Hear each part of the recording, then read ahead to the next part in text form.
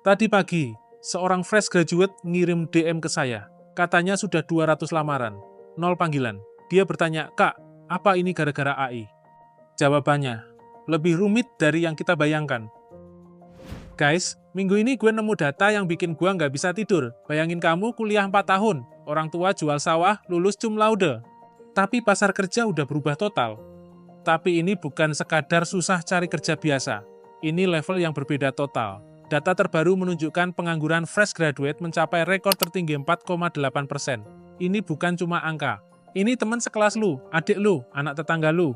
Artinya, kita nggak cuma menghadapi resesi ekonomi. CEO Anthropic Dario Amodei baru aja jatuhkan bom, setengah dari pekerjaan entry level bisa lenyap dalam 5 tahun karena AI. 5 tahun guys, bukan 20 tahun lagi. Dan yang bikin gua speechless, riset MIT baru aja rilis, AI akan menggantikan 2 juta pekerja manufaktur di 2025. 2 juta orang. Itu populasi Surabaya. Tapi tunggu dulu, ini makin parah. Kalian tahu gak, industri mana yang paling terancam? Bukan manufacturing, bukan blue collar jobs. Finance, banking, data analysis, white collar jobs yang kita pikir safe karena butuh otak. Tapi plotnya lebih twisted. 40% perusahaan berencana ngurangin karyawan di posisi yang bisa diotomatisasi AI. Sementara itu, perusahaan yang sama lagi hiring spesialis AI dengan gaji 3 kali lipat. Artinya, ini bukan cerita David versus Goliath. Ini cerita transformasi. AI mendorong kemajuan signifikan dalam teknologi optik, precision engineering, bidang spesialis yang bahkan belum ada 5 tahun lalu. Sekarang, mari kita zoom out. Secara global, 14% pekerja udah mengalami perpindahan kerja karena AI. Tapi plot twist lagi dampak nyata ternyata lebih moderat dari histeria di media sosial.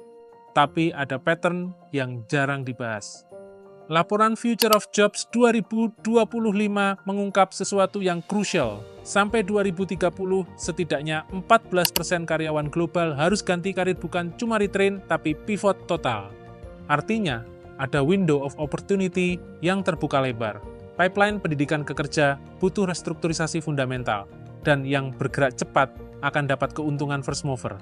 Dan gue punya bukti minggu ini juga ada breakthrough stories. Startup yang fokus teknologi optik AI lagi hiring aggressively. Perusahaan manufaktur presisi butuh engineer yang ngerti integrasi AI.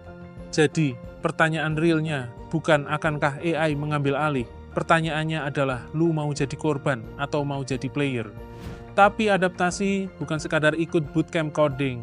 Pekerjaan entry level di customer service, marketing, data entry booth, diotomatisasi.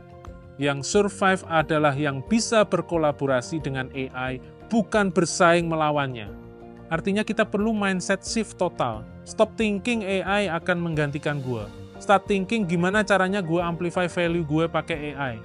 Soalnya, para ahli memperingatkan pipeline pendidikan kerja butuh restrukturisasi fundamental dan yang beradaptasi duluan akan berkembang. Jadi, kembali ke DM fresh graduate tadi pagi. Gue jawab dia, bukan AI yang ngambil job lu, tapi orang yang bisa pakai AI yang ngambil job lu. Transition period ini akan nentuin siapa yang survive next decade. Yang jelas masa depan kerja udah berubah forever. Pertanyaannya, sekarang lu mau jadi bagian dari solusi? Atau jadi cerita sedih di DM gua? Drop di komen lu udah mulai prepare belum? Sampai jumpa di AI News minggu depan.